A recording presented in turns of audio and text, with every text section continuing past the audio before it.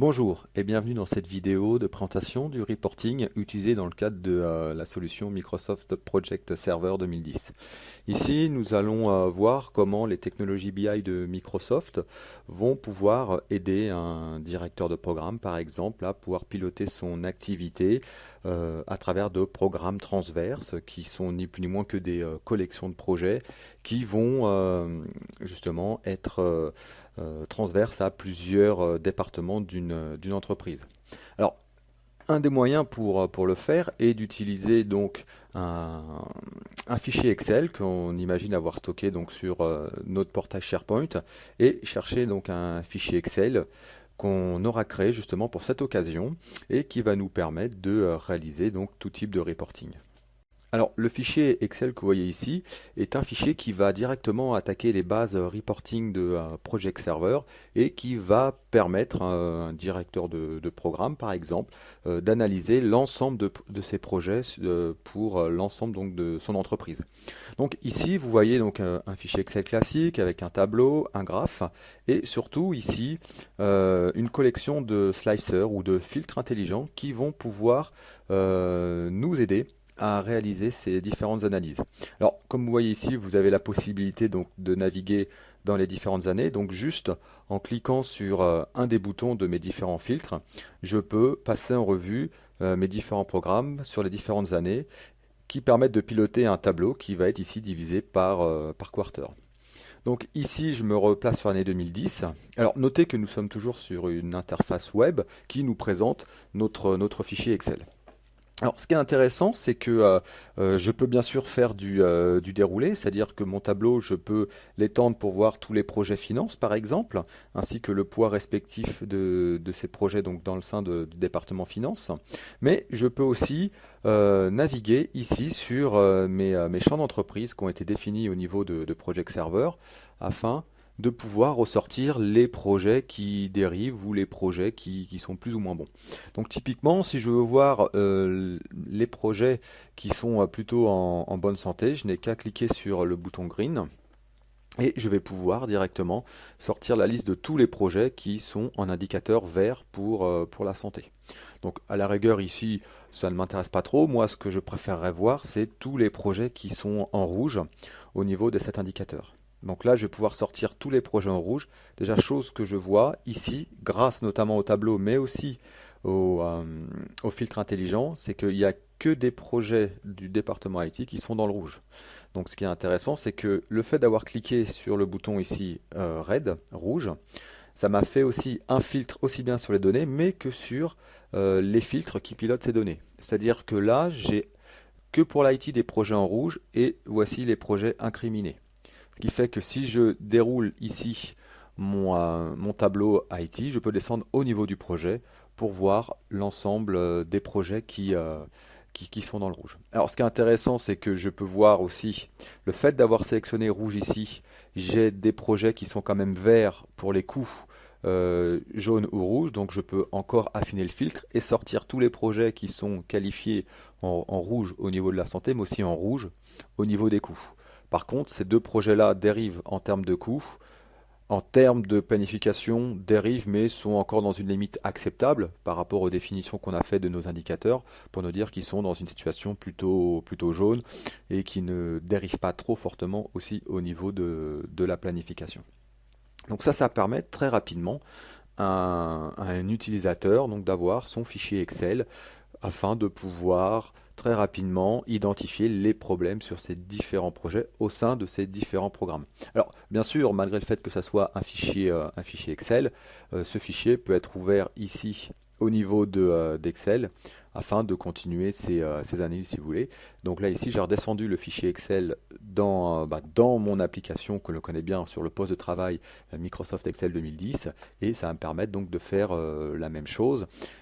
Donc ici, typiquement, si je clique sur Finance, je peux voir d'un coup d'œil, d'un seul, que je n'ai aucun projet en rouge pour la finance. Et je peux comme ça passer en revue l'ensemble de mes projets. Alors, cette analyse, elle est faite donc aussi bien au niveau du poste de travail qu'au niveau web. On l'a vu tout à l'heure, hein, en se connectant à un site SharePoint, on peut avoir accès à notre représentation de notre feuille Excel directement sur une page web. Il est aussi possible, toujours sur cette même base de Project Reporting, et ainsi que le cube hein, que l'on peut générer, créer d'autres types de rapports à usage de diffusion beaucoup plus large. Donc maintenant, ce que l'on va faire, on va se connecter à un portail qui va nous présenter l'information de manière synthétique sur l'ensemble de nos programmes répartis sur les différents départements de l'entreprise. Donc là, je me connecte sur le portail et nous allons voir ici une scorecard qui va nous présenter l'ensemble de ces indicateurs répartis donc par département sur des axes que nous avons définis. Donc nous avons des axes de type coût, santé, qualité, etc.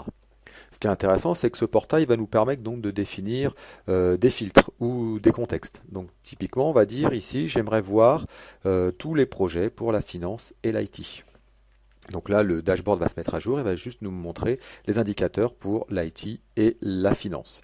Alors, ce qui est intéressant, c'est que si jamais maintenant je vais sous une autre partie de ce dashboard ou sur un sous-dashboard, je peux très bien donc afficher une page qui va mettre plus ou moins imposée dans son format par un PMO ou par l'IT, mais je vais conserver le contexte que j'ai choisi en page d'accueil et surtout, je vais avoir la possibilité de continuer à faire des analyses. C'est-à-dire ici, je peux sélectionner la partie bleue de mon graphe qui représente la partie finance pour 2010. Alors, je vois ici très finement qu'il y a une partie bleue pour 2009, mais j'arrive pas bien à la discerner de l'IT qui a un poids beaucoup plus conséquent. Donc ce que je vais faire ici, je vais faire un bouton droit sur la partie bleue et je vais avoir la possibilité donc de naviguer dans les différents axes que l'on va me proposer pour faire mes analyses. Donc là ici, je vais demander d'afficher donc pour la finance tous les projets qui impactent la finance. Donc ici, je vois que j'ai 5 projets qui concernent la finance. J'en ai un pour 2009, ici, et j'en ai 4 pour 2010. Je vois que ce projet en bleu, il y en a un qui fait sur les 2 années le projet Heroic Calculation Matrix qui est sur l'année 2009 et 2010.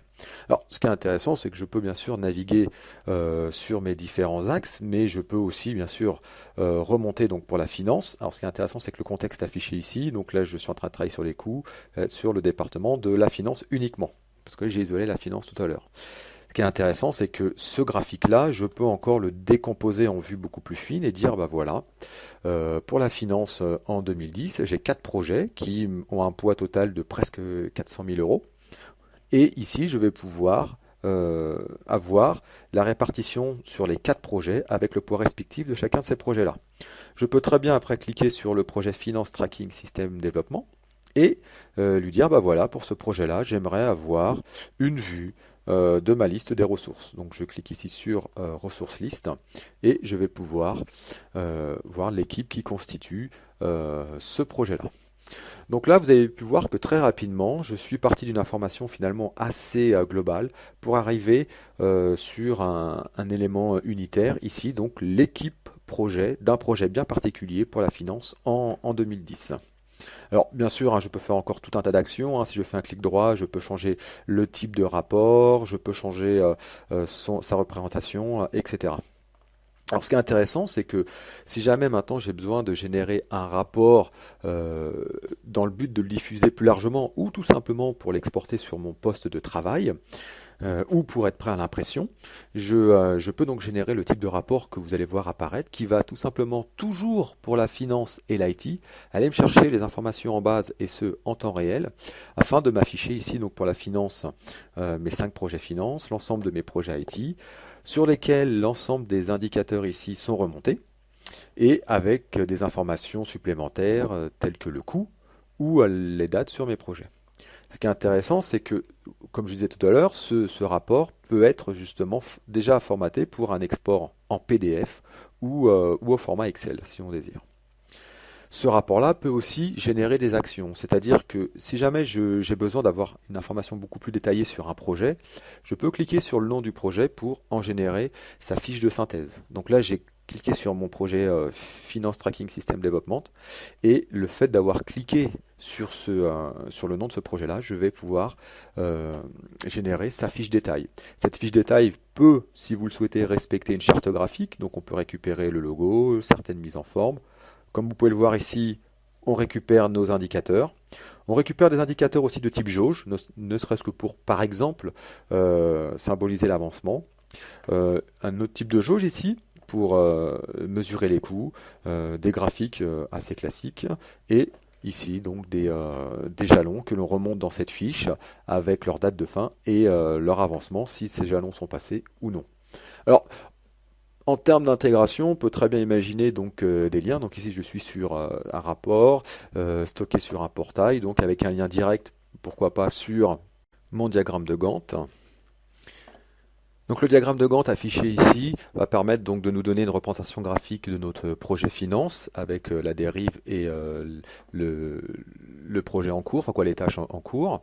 Donc ce qui est intéressant, c'est qu'ici, toujours en termes d'intégration, c'est que je peux ouvrir ce projet directement dans mon outil de planification et je vais pouvoir adresser ici plusieurs scénarios. Donc déjà un scénario de travail hors ligne, donc là je peux me mettre en mode hors ligne, ou alors je peux aussi, pour rester dans un cadre toujours BI et reporting, pouvoir donner de l'information sur l'avancement de mon projet.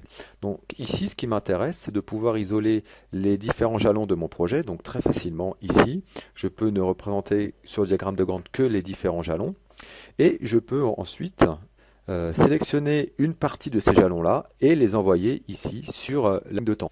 La ligne de temps va être une autre façon de représenter mon projet de manière beaucoup plus synthétique. Donc l'idée ici, c'est de pouvoir manipuler cette ligne de temps et de dire ici, bah voilà, je vais remettre un peu en forme mes jalons, car souvent ce qu'il arrive donc dans la vraie vie, hein, vous avez plusieurs jalons qui sont à des dates très proches, et lorsque vous faites une représentation graphique un peu chronologique, les libellés de vos différents jalons vont se superposer.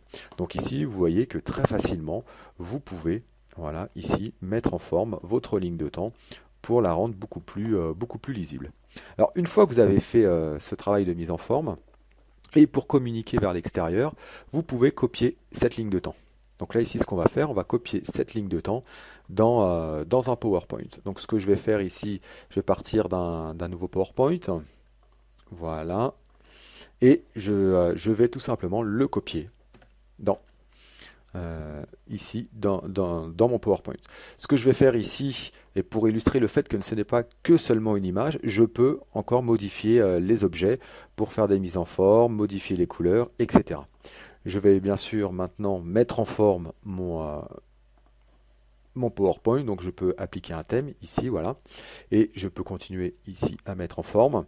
Et alors après un travail de mise en forme, on peut obtenir ce type de présentation que vous voyez ici. Alors ce qui est intéressant, c'est que ce diagramme de Gantt, finalement cette vue chronologique, vous pouvez l'envoyer sur un site SharePoint pour justement faire plusieurs copies de vos lignes de temps dans une galerie SharePoint qui vont permettre donc d'historiser vos différentes présentations. Alors l'intérêt de faire ça, ce qui fait que si plus tard vous devez faire une présentation de l'avancement de vos projets et de présenter donc vos différents jalons, vous pouvez très bien repartir de votre galerie PowerPoint qui se trouve donc sur un site SharePoint. Donc là je vais dans ma galerie PowerPoint et je vais dire bah voilà, il faut que je constitue une présentation sur l'avancement de mon projet.